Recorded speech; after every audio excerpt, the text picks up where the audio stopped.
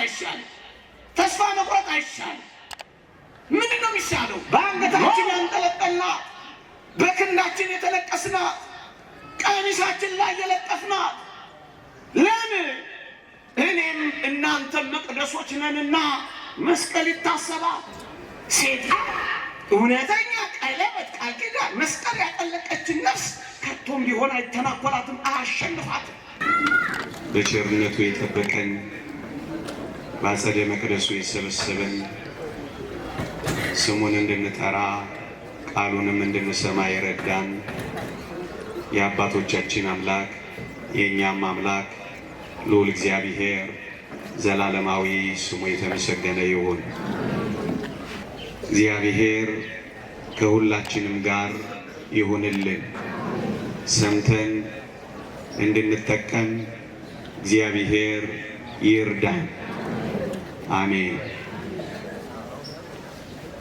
ጌታችን መድኃኒታችን ኢየሱስ ክርስቶስ በመስቀል ላይ ነው የተሰቀለው።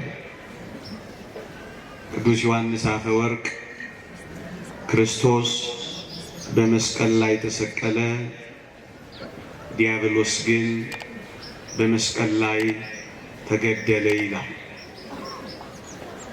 ክርስቶስ በመስቀል ላይ እጆቹን ዘረጋ።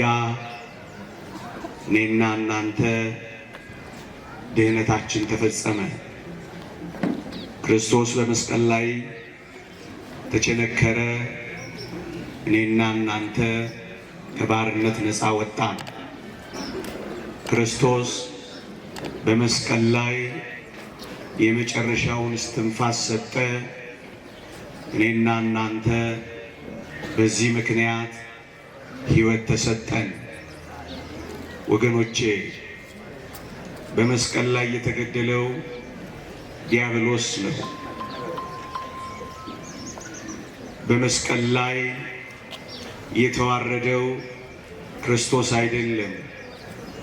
ክርስቶስማ በመስቀል ላይ ነው የከበረው እና በመስቀል ላይ የተዋረደው ማን ነው ካላችሁኝ፣ በመስቀል ላይማ የተዋረደው ዲያብሎስ ነው። ወገኖቼ አይሁድን ሮማውያንን ጌታችንን በመስቀል ላይ የሰቀሉት ለማዋረድ፣ ለማሳፈር፣ ለማሸማቀቅ ነበር ያደረጉት። የተወደዳችሁ ክርስቲያኖች ይህ የመስቀል ሞት በጥንቱ ዘመን እጅግ አሳፋሪ ሞት ነበረ። እጅግ አዋራጅ አሟሟት ነበረ። ግን ሁላችሁ ታውቃላችሁ፣ ለማዋረድ ያሉትን ለክብር አደረገው፣ ለማሳፈር ያሉትን የምንመካበት አድርጎ ለወጠው። እዩ፣ ለዚህ ነው እኔና እናንተ በመስቀል የምንመካው። እንደ አይሁድና እንደ ሮማውያንማ በጣም የተጠላና የተዋረደ ለማድረግ ነበር ይህን ያስቡት። ክብር ይግባውና መድኃኒታችን ግን ክብራችን አደረገው፣ ጌጣችን አደረገው፣ ሞገሳችን አደረገው፣ ትምክህታችን አደረገው። በመስቀሉ የማናፍር ሆንን፣ በመስቀሉ የምንከብር ሆንን። ይልቅ መስቀሉን በማየት ዝግንን የሚለው ይልቅ መስቀሉን በማየት የሚያፍረውማ ዲያብሎስ እኮ ነው። አንድ ሊቅ ምን ይላል? ወንጀለኞች የተሰቀሉበትን ቦታ፣ ወንጀለኞች ደማቸው የፈሰሰበትን ስፍራ ስናይ ስቅቅ እንደሚለን ደግሞም እንደምንደነግጥ ይላል። ዲያብሎስም ትጥቁን ሁሉ ያራገፈበትን፣ ኃይሉን ሁሉ ያንኮታኮተበትን፣ ጉልበቱን ሁሉ ያደከመበትን መስቀሉን ባየ ጊዜ ስቅቅ ይለዋል ይላል፣ ይሰቀዋል። ወገኖቼ ዓለም ዝም ብሎ እንዳይመስላችሁ መስቀሉን የሚጠላው፣ ዝም ብሎ እንዳይመስላችሁ በማይተባችን የሚቀየመው፣ ዝም ብሎ እንዳይመስላችሁ በጉልላታችን የሚቆጣው አንድ ጥልቅ ምስጢር አየ። ምን? መስቀሉን ነዋ። መስቀልያችንን ባየ ጊዜ የሚቆጣው ደግሞም የሚበሳጨው የተቀጣበትን ስፍራ እኮ እያየ ነው። እያናደዳችሁት እኮ ነው የሚናደድባችሁ። እያበሳጫችሁት እኮ ነው ጥርስ የሚነጭባችሁ። እያጎሳ ስታማትቡ ይመረዋል። አባ ጊዮርጊስ ዘጋስጫ እንዳለው የመስቀል ማማተብ ሴጣንን ይመረዋል ይላል። ካስመረርከው ያስመርራል። ትግሉ እኮ አልገባን ብሎ እኮ ነው። በመስቀል ስናስጨንቀው ለማስጨነቅ ጥረት ያደርጋል። ምክንያቱም ሲያየው ገና ይሰቀቃል፣ ይደነግጣል፣ ይረበሻል፣ ይታወቃል፣ ይመረዋል እንዳለው ሊቁ። እዩ የተወደደ መድኃኒታችን እሱ ባወቀ ለምን በመስቀል ላይ እንደሞተ ለጠቁማችሁማ በሞቴ ለምን መሰላችሁ እንደዚህ የሞተው? እዩ ምድሪቷን ብቻ አይደለም ሴጣን ያረከሰው፣ ይልቁንም ወደ ሰማይ የሚወስደው መንገዳችንን፣ ወደ እግዚአብሔር የሚያደርሰን የሰማይ ጎዳናችንን ሁሉ አጥሮት ነበረ። ነፍሳችንን በሰማይ እየተቆራኘ ከማህፀን ጀምሮ እስከ አየር እየተቆጣጠረ የሰማዩን መንገዳችንን ዘግቶት ነበረ። እዩ በኪደተ እግሩ በእግሩ በመመላለሱ በንዝህተ ደሙ ደሙን ምድር ላይ በማፍሰሱ ምድርን ቀድሶ ሲያበቃ አሁን የሚቀረው ስፍራ አየሩ ነበር፣ የሰማዩ መንገድ ነበር። ስለዚህ የሰማዩ መንገድ ላይ መስቀል ላይ ገጠመዋ። ትጥቁን ሁሉ አራገፈበት። ያጠረውን መንገድ ሁሉ አንኮታኮተበት። ጥርሱንም አረገፈበት። ኃይሉን ሁሉ አሳጣው። የሰማዩን መንገዳችንን ከፈተልን። ወደ ሰማይ ብንሄድ እያነቀ እንዳይጥለን የሰማዩን ጎዳናችንን ጠረገልን። ትርኢት ለማሳየት አይደለም ወደ ሰማይ በመስቀል ላይ ከፍ ብሎ የተሰቀለው። ይልቅስ መጽሐፈ ኪዳናችን እንደሚለው በመስቀልህ ወደ ሰማይ ወደ አባትህ አቀረብከ የሚለው ይሄንን ነው። በመስቀሉ ቀረበና እኛን ወደ ሰማይ ወደ አባቱ አቀረበና። ወገኖቼ የእግዚአብሔር ቃል እንዲህ ይላል፣ ስለኛ ይታይ ዘንድ ወደ እርሷ ወደ ሰማይ ገባ ይላል ዕብራውያን ምዕራፍ 9 ቁጥር 24። ሰማይ ያላት ምንድን ነው ካልከኝ ይላል ሊቁ ቅዱስ ዮሐንስ አፈወርቅ፣ መስቀል ናታ ይልልሃል። አንድ ጊዜ ብቻ የገባባት፣ ሁል ጊዜ የማይሰዋባት፣ የሰማዩን መንገድና ጎዳና የጠረገባት ይህቺማ መስቀል ናት ይላል። ወደ ሰማይ ወጣ ብሎ ሴጣን ያዋረደባት። መጽሐፍ ቅዱስ እንዲህ ይላል ወገኖቼ፣ ሴጣን እንደ መብረቅ ከሰማይ ሲወድቅ አየሁ ይላል። መስቀል ላይ ሰማይ ላይ በገጠመው ጊዜ እንደ መብረቅ አንኮታኮ ጣለው፣ በሰማይ ሲወድቅ አየሁ አለ። አሁን የሰማይ መንገዳችን ተከፍቷል። አሁን የሰማይ ጎዳናችን ተጠርጓል።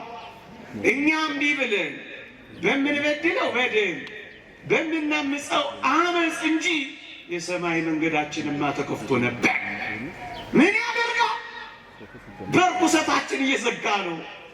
ጸሎትህ ከደመና በላይ ነው፣ ኃጢአትህ ከለከለው እንደሚል ኃጢአት እንደ ደመና አድርጎ ጸሎታችንን ከለከለው እንጂ የሰማይ መንገዱማ ተከፍቶልን ነበር። ወገኖቼ ይህን የመስቀል ዕለት ለምንድን ነው የምናስበው? ምን ያስፈልገዋል ይህን ማሰብ? አንዳንዶች እንደዚህ ተጨንቀው ይጠይቃሉ። የእግዚአብሔር ቃል እንዲህ ይላል ባጭሩ፣ ለተአምራቱ መታሰቢያ አደረገ ይላል መጽሐፍ ቅዱስ። እግዚአብሔር ተአምራት ያደረገባቸው ስራ የሰራባቸው ብርቱ ማዳን ያደረገባቸውን መታሰቢያ ያደርጋል። ለዚህ እኮ ነው የምናስበው ለተአምራቱ የተወደዳችሁ ኦርቶዶክሳውያን እንኳን የክርስቶስ ደም የፈሰሰበት መስቀል ቀርቶ ጉበኑንና መቃኑን የቀቡት ያቺ የኦሪቷ ያቺ በጋ ፍስሑ ያቺ የእስራኤል ነፃ መውጣት እንኳን መታሰቢያ ይደረግላት እንደነበር ረሳችሁ?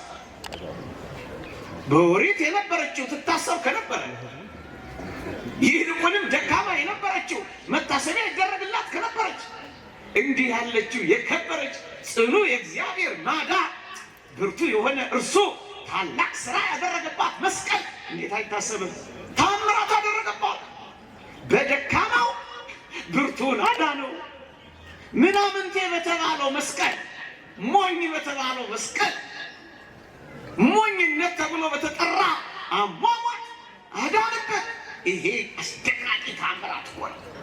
ፀሐይ የጨለመበት፣ ከዋክብት የረገፉበት፣ ሙታን የተነሱበት፣ ዕውራን ዓይን ያገኙበት፣ ለምጻም የነጹበት፣ አንካሶች የዘለሉበት፣ ሙታን የተነሱበት ይህ መታሰቢያ እንዴት ችላ ይባላል? እውነተኛ ቤተ ክርስቲያን ላሳያችሁ። መስቀል ያለባት ቤተ ክርስቲያን ናት እውነተኛ ቤተ ክርስቲያን። ላስታውሳችሁ፣ እዩ፣ በጣም የሚደንቅ ነገር ላስታውሳችሁ። እግዚአብሔር እስራኤልን በበረሃ ሲመራ ተአምራት ያደረገባትን ያቺ የአሮንን በትር ላስታውሳችሁ። ባህር የከፈለባት፣ ሙሴ በተራራ ቆሞ እጆቹን ሲዘረጋ በቀኝ እጁ የያዛት ያቺ የአሮን በትር ሳይተክሏት የለመለመች፣ ውሃ ሳያጠጧት ፍሬ ያፈራች ያቺ የአሮን በትር ምን እንደተባለች ላስታውሳችሁ። ለሚያምፁብኝ ልጆች ምልክት ትሆን ዘንድ በቤተ መቅደስ ትቀመጥ ተብላ ነበረ። አንዳንዶች መስቀሉን ለምን ታስቀምጣላችሁ ብለው ሊያኮርፉ ይሞክራሉ። እንኳን አይደለም ክርስቶስ የሲኦልን ባህር የከፈለበት፣ እንኳን አይደለም ክርስቶስ ዓለምን ያዳነበት ያቺ የሙሴ ቤት የኤርትራን ባህር የከፈለባት እንኳን ለሚያምፁብኝ ልጆች ምልክት ትሁን ተብላ ተጠብቃ ነበር። ለዚህ እኮ ነው መቅደስ ውስጥ የምታዩት ጉልላታችን ላይ የሰቀልናት፣ በአንገታችን ያንጠለጠልናት፣ በክንዳችን የተለቀስናት፣ ቀሚሳችን ላይ የለጠፍናት። ለምን? እኔም እናንተም መቅደሶች ነንና መስቀል ይታሰባል። ወለተ መስቀል፣ ገብረ መስቀል፣ ስምህ እንኳን መስቀል ነው። አንተም መስቀል ነህ። መታሰቢያ ይሆናል። የአሮን በትር እንኳን ተመልከታ፣ ለሚያምፁብኝ ልጆች ምልክት ሆና ትቀመጥ ተብላለች። አዎ መስዋዕቱ ይባረክበታል፣ አክሊሉ ይባረክበታል፣ ማዕዱ ይባረክበታል። ያለ መስቀል ምን እንሰራለን? አያችሁ፣ ያቺኛዋ በክብር ያነሰችው ለመታሰቢያነት ከተቀመጠች ይህቺማ የከበረችው እንደምን ከፍ ትላለች? አውጧ አርቋት ሊለን የሚችል ማን ነው? ወገኖቼ ሰማዕቱ ጁስቲን ወይም ዮስጢኖስ የተባለ ሰማዕት ምን እንዳለ ታውቃላችሁ? ኢየሱስ ክርስቶስ ገና በመስቀል ላይ ደሙን እንደሚያፈስ የሚያመለክተው ምን ይመስልሃል ይልና ምን ይላል መሰላችሁ? የኦሪት መስዋዕት የሚሰዋበትን ያንን መሰዊያ የእንጨት እኮ ነው ያደረገው ይላል። ለምን የእንጨት ያደረገው ይመስልሃል? ለምን የከበረ ማዕድን እንዳላደረገው? ለምን ይልና በእንጨት ያደረገው እውነተኛው ደም የሚፈሰው በእንጨት ስለሆነ ነው ይላል። ገና ድሮ እስራኤልን እያለማመደ እኮ ነው የመጣው። እንደ እንግዳ ደራሽ፣ እንደ ወንዝ ፈሳሽ እንዲሁ አይደለም የመጣው። አያችሁ፣ ያኛው የኦሪት በጎችና ፍየሎች ይሰዉበት የነበረው ያ የእንጨት መሰዊያ በክብር ከነበረ አጅበውት ተሸክመውት ከሄዱ፣ ይህንንማ እውነተኛ በግ የክርስቶስ ደም የፈሰሰበት ይሄ መስቀልማ እንደምን በክብር አይሆን? ቅዱስ ጳውሎስ እኮ ነው የሚለው አይደለም? የኦሪቱ አገልግሎት በክብር ከነበረ የአዲስ ኪዳኑ አገልግሎት እንደምን በክብር አይሆን ይላል። ያኛውን ተሸክመው ከተሻገሩ እኛ ይህንን ማንሸከመው እንዴት ነው ይላል። የውስጢኖስ ሰማዕት በረከቱ ይደርብንና ወገኖቼ የእግዚአብሔር ቃል አንዳንዶች ለምንድን ነው መታከብሩት? ማክበራችሁ እስከምን የመነጨ ነው ይላሉ። እዩት፣ እግዚአብሔር ስራ የሰራባቸው ሳይከበሩ ቀርተው ይሆን በመጽሐፍ ቅዱስ? ቅዱስስ ለምን ትላላችሁ ወገኖቼ?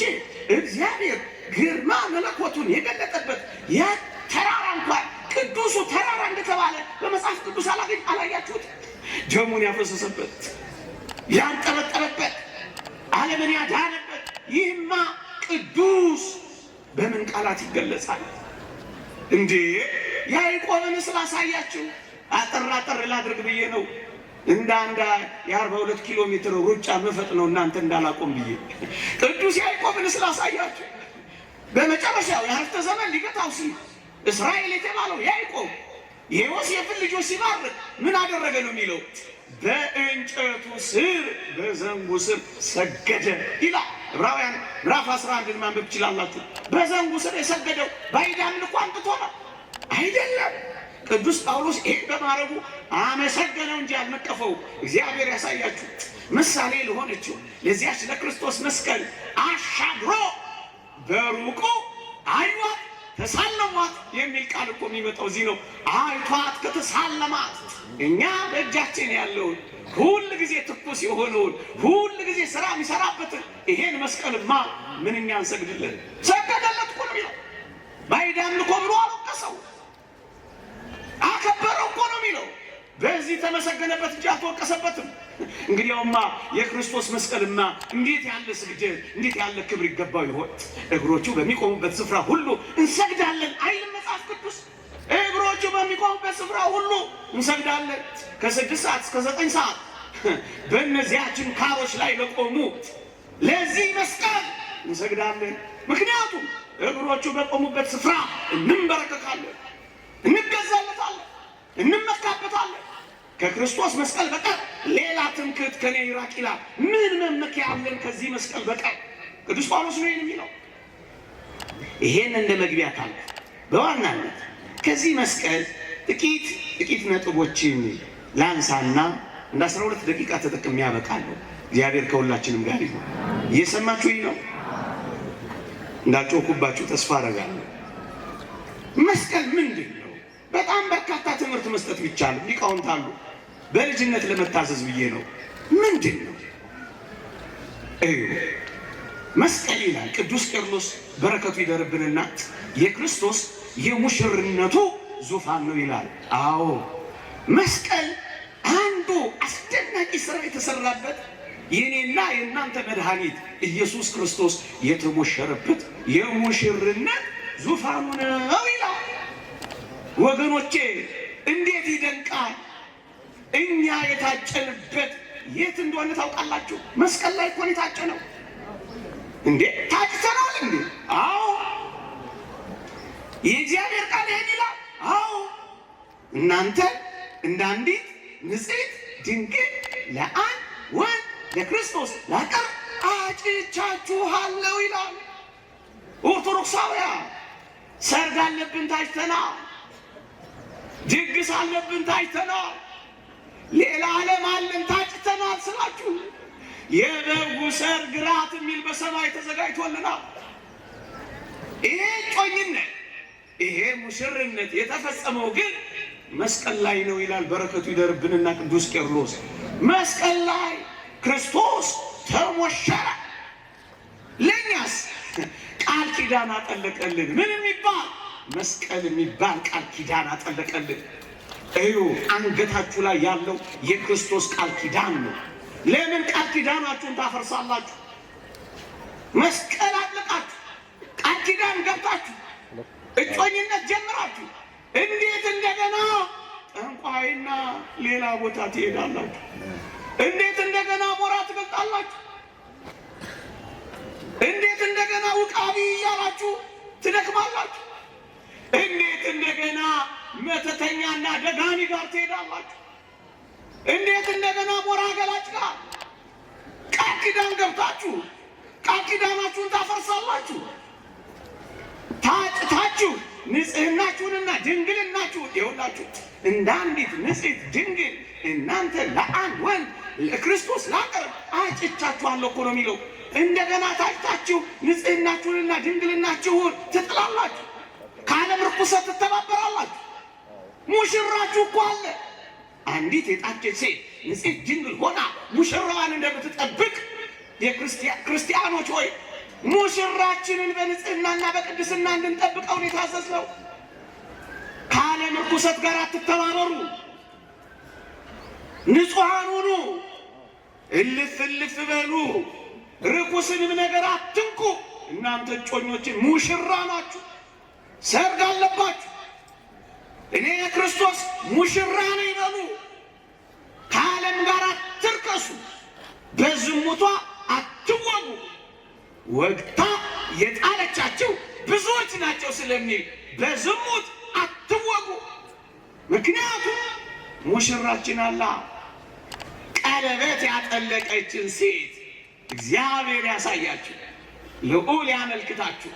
ቀለበት ያጠለቀችን ሴት ይኸው አንድ ሌላ ሰው ቀለበት ያጠለቀችን አንዲት ሴት ማንም ወንድ ቀና ብሎ እንደማያያት እውነት ጽኑ የሆነ ይሄን ቃል ኪዳናችሁን ከጠበቃችሁ ሴጣን ቀና ብሎ እንደማያችሁ አታውቁም፣ ያፍራችኋል። ቀለበት ያጠለቀችን ሴት ማን ይደፍራል? የዚህ ዘመን ነውረኛ ሰው ቀለበት አጠለቀች አላጠለቀች እምቢ ብሎ ይተናኮላል እንጂ ሴጣን እውነተኛ ቀለበት ቃል ኪዳን መስቀል ያጠለቀችን ነፍስ ከቶም ቢሆን አይተናኮላትም፣ አያሸንፋትም። መስቀላችሁን አጥልቁ፣ ቃል ኪዳናችሁን ያዙ። ሰርግ አለና ወገኖቼ። አባፋም ስለሚባል አባት ልንገራችሁ በሞቴ። አባፋም የሰማዕትነቱ ቀን በደረሰ ጊዜ ምን እንዳለ ታውቃላችሁ? ነጭ ልብሱን ለበሰላችሁና ከቤቱ ወጣ። ወንድሞቹ ዛሬ ደግሞ ምን ነው ይሄንን ልብስ ለበስ፣ እንደዚህ አማረብን፣ እንደዚህ ጻዳ ተጎናጸፍክ አሉት። የተወደዳችሁ ኦርቶዶክሳውያን አባፋም ምን ብሎ እንደመለሰ ታውቃላችሁ? ዛሬማ የሰርጌ ቀናዋ አላቸዋል። ምክንያቱም ሰማዕትነት ተቀብሎ ከአምላኩ ከሙሽራው ጋር የሚገናኝበት ቀናዋ። እናስ ነጭ ልብስ ለብሶ ወጣላችሁ። ለዚህ ነው እነዚህ ነጭ ልብስ የለበሱት ከየት የመጡ ናቸው ብሎ ጠየቀ ይላል። ልብሳቸውን በበጉ ደም አንጽተው ከምድር የመጡ ከመከራ የወጡ ናቸው። ልብሳችሁን አንጹ፣ ሕይወታችሁን አንጹ፣ አትርከሱ፣ አትተዳደፉ። ሰርግ አለባችሁ ወገኖቼ። ይሄንን ሙሽራ ጥቂት አድርጌ ላስጎብኛችሁ ይሆን ላልፈው ነበር፣ ግን ባስጎብኛችሁ ምን አለበት? እውነት ክርስቶስ ሙሽራ ነው፣ መስቀል ላይ የተሞሸረ። አዎ መስቀል ላይ የተሞሸረ ሙሽራ ነው። መጽሐፈ ቅዳሴያችን እንዲህ ይላል፣ መኑ ዘርእ መራዊ ዘይጠብ ስጋሁ በጊዜ ከምካሙ። በሰርጉ ጊዜ ስጋውን ቆርሶ ያበላ፣ በሰርጉ ጊዜ ደሙን አፍሶ ያጠጣ እንዲህ ያለው ሙሽራ ያየ ማን ነው ይላል። እንዲህ ያለው ሙሽራ አይታችሁ ታውቃላችሁ? በስጋው የደገሰ ሙሽራ ከእናንተ መካከል ማን አለ? በደሙ መፍሰስ ዓለምን ያረካ ሙሽራ እንደ ጌታችን ያለ አይታችሁ ታውቃላችሁ? ለዚህ ነው መጽሐፈ ቅዳሴያችን እንዲህ አይነት ሙሽራ አይታችኋል ወይ የምትለው። ማን አየ? እንጀራ ቆርሳችሁ ድራችኋል፣ ጠጅ ጥላችሁ ደግሳችኋል። አዎ ይህ ሙሽራ ግን እንዲህ ያለ ሙሽራ ማን አየ? እውነት ነው። በቀይ ምንጣፍ ላይ የተረማመዱ ሙሽሮች እኛ አይተናል። በደም የጨቀየ ቀይ ሚስማር ላይ የተሞሸረ ሙሽራ ግን ከጌታችን በቀር ማን አለ? እውነት ነው። እንዴት ያማረ ልብስ የለበሱ ሙሽሮች እዚህ ተደርድረዋል። እንዲህ ያለ እንዴት እጹብ ነው ይሄ ሙሽራ። ግን እንዲህ ያማረ ልብስና ካባ የለበሰ ሙሽራ እንዳይመስላችሁ ይጠብቃችሁ። እና ምን አይነት ሙሽራ ነው ካላችሁ ትንቢተ ኢሳይያስ ምዕራፍ 63ን አንብቡት። ልብስህ ስለምን ቀላ ብዬ ጠየቁት ይላል። እሱ መለሰልኝ፣ ከበላሶን የመጣው ሰው እንዲህ አለኝ ይላል፣ የወይን መጥመቂያውን ብቻዬን ረግጫለሁ ይላል። ደም የተረጨ ልብስ ያለው ደግሞም ካባ የደረበ አይደለም። የተራቆተ ሙሽራ ይጠብቃችኋል። ተረት አይደለም የማወራው፣ እውነት ነው። ዓለም ተዘናግቷል። እውነተኛ ሙሽራውንም ትቷል። በመንገድ ላይ ካገኙት ጉልምትና ከሚያስተምሩት ነገሮች ጋር በዝሙት ወድቋ በጣዖታት ተይዟል። እንዲህ ያለ ሙሽራ ግን ማን አይቷል? ወገኖቼ እነዚህ ሙሽሮች ከጥቂት ጊዜ በኋላ አበባ እየተነሰነሰናቸው አይደለም ይሄዱ። ይሄ ሙሽራ ግን አበባ አይደለም የተነሰነሰለት፣ ጽጌረዳ አይደለም የተበተነለት። እና ምንድነው ካላችሁ ወይ ጽጌረዳው ተራገፈና እሾሁ ነው የተተከለለት። እሱ የእሾህ አክሊል ደፋና የክብር አክሊል አጎናጸፈና። እንዲህ አይነት ሙሽራ አይታችሁ ታውቃላችሁ? እናንተ ትሉ ኧረ ሚዜው ድሃ ነው ሽቶ ውሃ ነው ብላችሁ ታሟቸ ውሃ ቢያገኝ በስንት ጣዕሙ። ወገኖቼ ይሄ ሙሽራ ሽቶም ውሃም አይደለም የተረጨበት። እና ምንድነው የተረጨበት? ምራቅ። እና ምንድነው የተጠፋበት? የአይሁድ ዋንጌ ቃላት። እንዲህ አይነት ሙሽራ ወዷችሁ ጀርባችሁን ትሰጡታላችሁ? ወገኖቼ እንዲህ አይነት ሙሽራ በነፃ አፍቅራችሁ እንደገና ሌላ ታፈቅራላችሁ? ማን ነው ፍቅረኛችሁ? ማን ነው ወዳጃችሁ? ማን አታለላችሁ? የማን ፍቅር ያዛችሁ? ወገኖቼ እንዲህ አይነት ሙሽራ ያየ ማን ነው? ምን ያረገ? መኑ ዘሬ መራዊ ዘይጠበስ ሥጋው በጊዜ ከብካቡ። በሰርጉ ጊዜ እንዲህ ያደረገ ሙሽራ ያየ ማን ነው? ወገኖቼ ቀራንዮ ሰርግ ቤት ናት ይላሉ ሊቃውንት። ይኸው ወንጌል የጀመረው ጌታችን በሰርግ ቤት ነው። ወንጌልን የፈጸመው ጌታችን በሰርግ ቤት ነው። በመጀመሪያው ሰርግ ቤት ውሃውን ወይን አደረገበት። በቀራንዮ ሰርግ ቤት ግን ወይኑን ደም አደረገበት። ሰርግ ቤት ነው። በመጀመሪያው ሰርግ ቤት ወገኖቼ የዓለማችንን ሰርግ ስታዩት መጀመሪያ ደስ የሚያሰኘውን ያቀርባል፣ ከዛስ መናኛውን ያመጣል ነው አይደል? አዎ። በቃና ዘገሊላ ሰርግ ቤት መጀመሪያ ደስ የማያሰኘው ወይን ቀረበ፣ ከዚያስ እጅግ ጣፋጭ ያማረ ወይን በጌታችን ተአምራት ጣፋጭና አስደሳች ወይን ተደረገ።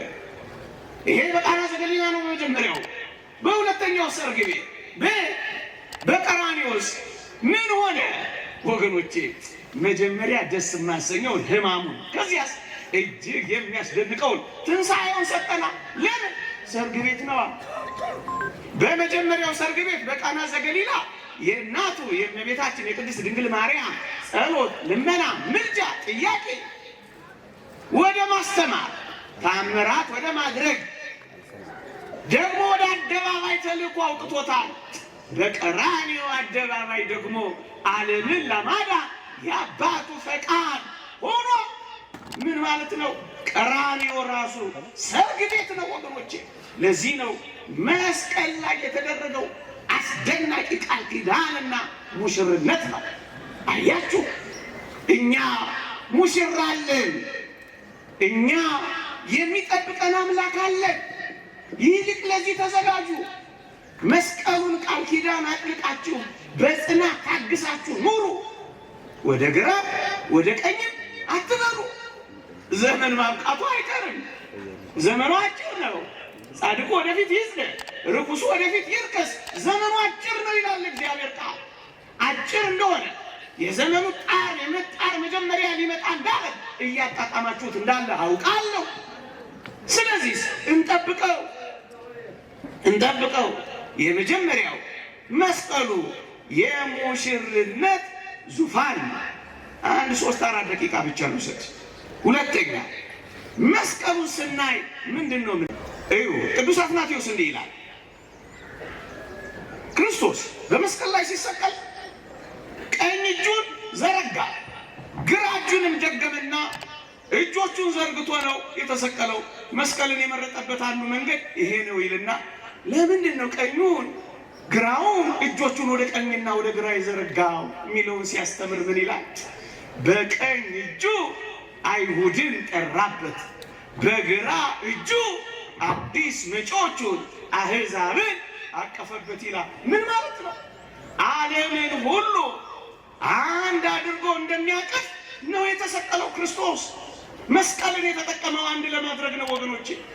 መስቀልን ባየን ጊዜ ሁሉ የሁላችንንም አንድነት ነው የምናየው ወገኖቼ።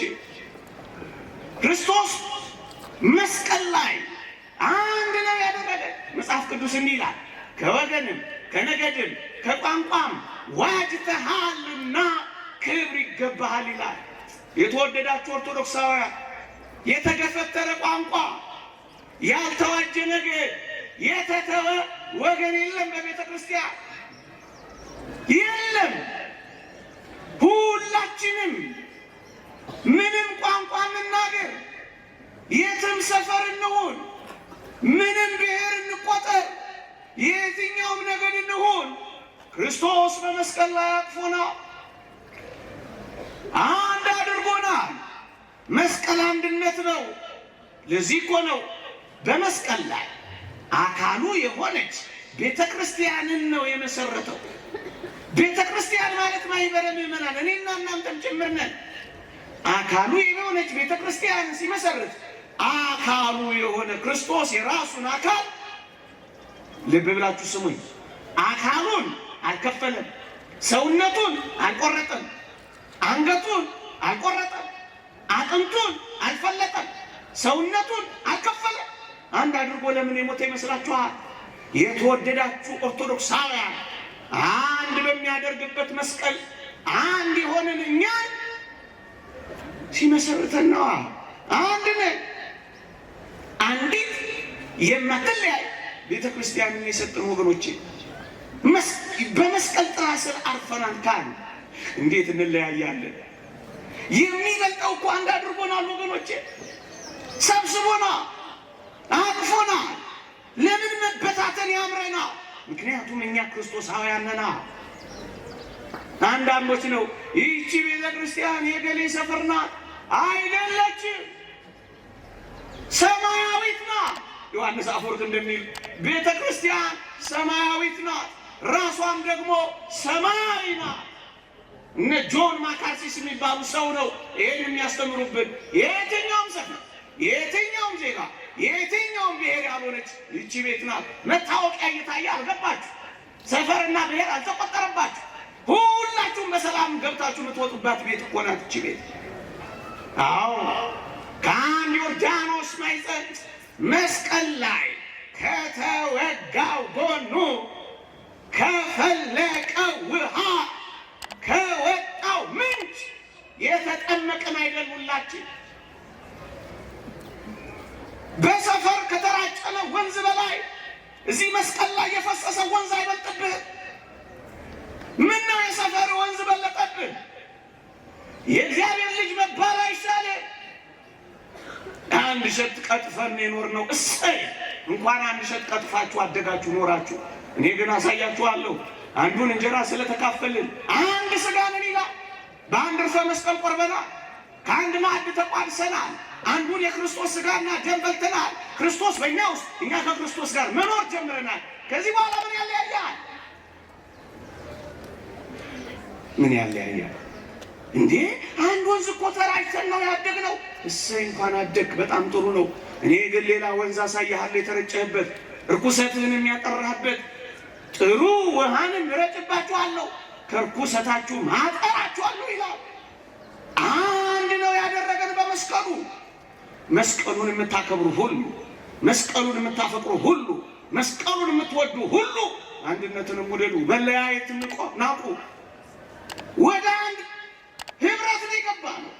ያው ድል ወደ ነሱ ወደ ሰማዕታት ህብረት፣ ያው ዘር ከለር ነገድ ወደማይቆጠርባቸው መላእክት ህብረት ነው የገባ ነው። እንደገና የት ትገባላችሁ እናንተ ኦርቶዶክሳውያን? ቅዱሳን የተወለዱበትና ያገለገሉበት ቦታ ይጠቀስ ይሆናል እንጂ የየትኛው ጎሳ አባል እንደሆኑ ተጠቅሶ ታውቃላችሁ? ትናንት የሙት ዓመታቸውን ያከበርናቸው ብፁዕ አባታችን አቡነ ሰላማ አርሲ አይደል የደከሙት ነው አይደል? ኔታ አዎ ነውር ነው። ይሄ አይነገርም። ጎሳ፣ ብሔር፣ ሰፈር ለቅዱሳን እኮ ሳይጠቀሱ እኮ ነው የኖረው ወገኖቼ። በስጋ ከተወለዱበት ሀገር ማህበረሰብ ይልቅ የሚታወቁትና የሚከበሩት የት እንደሆነ ታውቃላችሁ? ተጋድሏቸውን የፈጸሙባቸው ቦታዎች ናቸው።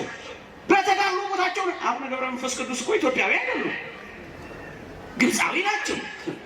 ክብራቸው የበዛው፣ ቃል ኪዳናቸው የሰፋው፣ በረከታቸው የሰፋው ለእኛ ለኢትዮጵያውያን እዚህ ኢትዮጵያ ስለተጋደሉ እኮ ነው ወገኖቼ። እንደ መላእክት የሚኖሩትን አውርደው ተው እንዴ የገባንበት ማጥ እኮ ያሳፍ ቅዱሳንን መከፋፈሉ ላይ ጀመሩ እኮ አሉ። ተክለ ሃይማኖት የገሌ ነው፣ ቅዱስ ያሬድ የገሌ ነው እያሉ እዚህ ውስጥ እንገባለን ክርስቲያኖች። ከሰማይ ፈጥፈጠን መሬት ልናወርዳቸው አይቻልም። እኛ እንወርዳት ይሆናል እንጂ ቅዱሳን እንደዚህ አይወርዱ። ሁላችንም እንስተካከል። እንዴ በኤርትራ ታላቅ ቦታ ያላቸው አቡነ አብራኒዎስ አንደባችሁ ከሆነ አላውቅም፣ የዚህ የጎጃም ሰው እኮ ናቸው። በኤርትራስ ታላቅ የታወቁ ሰው ናቸው። ግብፃዊ ደብላክ ሄርሚት፣ ግብፅ ውስጥ የታወቀው ደብላክ ሄርሚት አባ ሙሴ እኮ ኢትዮጵያዊ ነው። አዎ ክብሩማ በዚያ በእስክንድርያ የታወቀ የከበረ ነው። ምን ማለት ነው? ቤተ ክርስቲያን እንደዚህ ናት። አንድነቷ አያችሁ፣ ዘርን ከለርን ነገድን ሳንቆጥር ነው አንድ ምን ሆነው። በሰፈር አትቀያየሙ። ነገ በሚመጡ አሳዛኝ መከራዎች እናንተ ክርስቲያኖች የተለያችሁ ሁኑ። እንዴ በምስራቅ ጎጃም ታላቅ አባት የሆኑት አቡነ ኤዎስጣቴዎስ የኤርትራ ተወላጅ እኮ ናቸው። ኤዎስጣቴዎስን ብሎ ከማል አሉ የዚያ የምስራቅ ጎጃም ገበሬ ምላሽ አያገኝም አሉ። ለምን? ክርስቲያን ነዋ። ክርስቲያኑ ነው። ለምን? በመስቀሉ አንድነት ጥላ ስር ረፉ። ቅዱስ ያሬድ የአክሱም እኮ ሰው ነው። ቤተልሔም ድጓ ማስመስከሪያው፣ ዝማሬ መዋሥዕቱ ያለው ደቡብ ጎንደር ነው። ዙራምባ ያኛው ቤተልሔም። እንደዚህ እኮ ነው የነበረው። አሁን ወደ እውነቱ ወደ ሕይወቱ መመለስ አለብን። በመስቀሉ ምናምን ሁሉ የመስቀሉ አማኞች ከሆን አንድ ልንሆን ይገባል። ለመጨረሻ ክርስቲያኖች በዚህ በመስቀል ሰሞን የምናስበው አንድ ጥልቅ እውነት ምን እንደሆነ ታውቃላችሁ? አይጠቅሙም የተባሉ እንዴት ጠቃሚ ሆነው እንደተቀየሩ እሱም ብቻ ነግሬያችሁ አበቃለሁ። መስቀሉ እኮ አይጠቅምም ተብሎ የቆሻሻና የአቧራ መድፊያ ሆኖ ለ300 ዘመናት እኮ ተጥሎ ነበር። ለ300 ዘመናት ተረስቶ ተጥቶ ተጥሎ አጠቅምም ተብሎ ተጥሎ ነበረ። ግን እግዚአብሔር ጊዜ አለው። እመኑ፣ ለየትኛው ዘመን የተረሳን ብንሆን እንኳን አንድ ተስፋ አለ። ምን? የምንጠቅምበት ጊዜ አለ። ተረሳው ያላችሁ ተተውክ የምትሉ ዓለም ንቆኛል ምናምን ገፍቶብኛል የምትሉ ሁሉ እንዳትረሱ። እግዚአብሔር ቀን አለው። ምን የሚያደርግበት? መስቀሉ የሚጠቅምበት ቀን አለ። አቧራው የሚራገፍበት ብቻ ቤተ እግዚአብሔር ተመላለሱ እንጂ እመኑኝ፣ የተደፋባችሁ አቧራ ካለ መራገፉ አይቀርም። ጸንታችሁ የእግዚአብሔርን ቃል ስሙ። ጸንታችሁ በጾምና በጸሎት ተጋደሉ። ዝሙት ከሆነ ይራገፋል ወገኖቼ። የትኛውም አቧራ ቢሆን ይጠረጋል። ማሸብረቃችሁ አይቀርም። ብትወድቁ ትነሳላችሁ። በጨለማ ብትቀመጡ እግዚአብሔር ብርሃን ይሆንላችኋል። ብትደክሙ ትበረታላችሁ። አሁን የማልጠቅም ነኝ ብላችሁ ራሳችሁን እንደማይጠቅም አትቁጠሩ።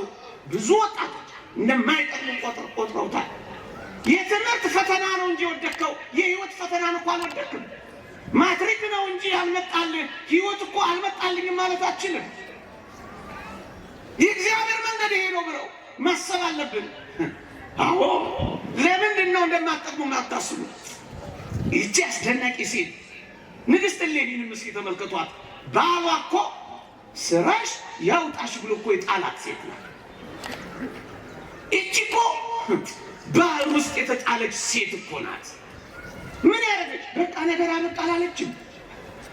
የአንድ ጊዜ በቅጽበት መጣሏ ህይወቷን ሁሉ አላጨለመባትም። የተወደዳችሁ እህቶቼ፣ ምናልባት ባል ክዷችሁ፣ ምናልባት እጮኞች ሸሽተዋችሁ ሊሆን ይችላል። ህይወት ግን አልሸሸቻችሁ። ባል አይደለም ህይወት ብቻ፣ እጮኝነት ብቻ አይደለም ህይወት። ብዙዎች ራሳቸውን እያነቁ እየገደሉብን ያሉት እኮ በዚህ ነው። በቀል አለችም። ወንድ ስትበቀል አልኖረችም። የነገ ህይወቷን አላጨለመችም። በተስፋ ላይ አልተጫወተችም። ነገ ትጠቅማለች። ይህቺ ሴት እኮ ናት ባህር ላይ ስትጣል እንደጀመረ ጨርሰኝ ብላ ባህር ውስጥ የገባች መሰላችሁ? መርዝ የጠጣች መሰላችሁ?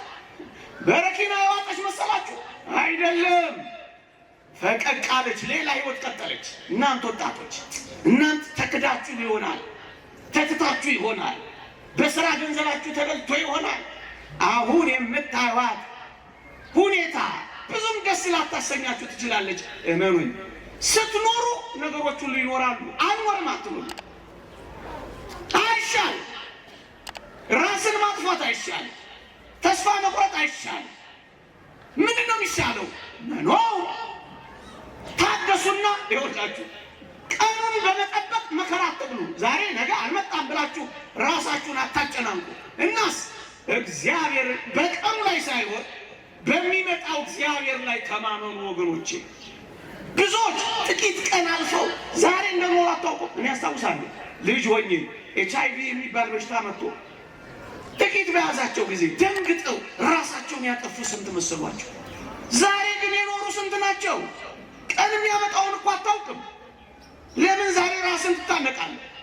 ወደ እግዚአብሔር ጸጋ እንደማደግ ለምንድን ነው ጠረጴዛ ደርድረህ ሲባጎ ላይ የምትታነቀው? የእግዚአብሔር ጸጋና የእግዚአብሔር እጆች እንድትጠቅም እንደሚያደርጉ አታውቅም? ይህችን ሴት ተመልከቷት። መስቀሉን ለማውጣት በቃች። ይኸው እኛ ታሪኳን የምንናገርላት አስደናቂ ሴት ሆነች። እጅግ የሚገርም ቆስጠንጢኖስ የሚባል ንጉሥ ወለደች። አብያተ ጣዖታት ይዘጉ፣ አብያተ ክርስቲያናት ይከፈቱ የሚል ክርስቲያን አስገኘች። ታዲያስ ትጠቅማላችሁ ወጣቶች፣ ትጠቅማላችሁ። እንጠቅማለን። አንጠቅምም ብላችሁ እንዳታስቡ። ይህ የመስቀል ታሪክ በአጠቃላይ እኔንና እኔን የመሰሉ አስደናቂ ነገሮች ስለሚያሳየን ወገኖቼ፣ እኛ ጥቂት ለውጥ አሁን የተገኘ መስቀል እያከበርን ነው።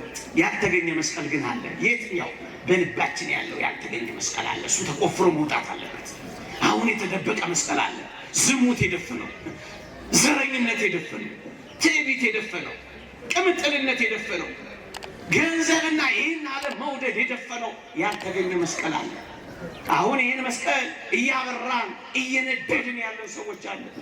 መስቀሉን እያከበርን የተዋረድን ሰዎች አለ። መስቀሉ አመድ ስር አመድ ሆነን የተኛን አለን። መቼ ነው እኛስ የምንገኘው? እሌኒማ መስቀሉን አግኝታለች። አሁን ያልተገኘው መስቀል እኛ ነው። ታዲያስ የእኛንስ መስቀል ማን ያውጣልን? የእሌኒ ያለ ብንል ምን አለበት? ይቆየን። የእግዚአብሔር ቸርነት፣ የእመቤታችን አማላጅነት፣ የቅዱሳን በረከት ረድኤት አይለየን። ከመስቀሉ በረከት ረድኤት ያሳትፈን። አሜን።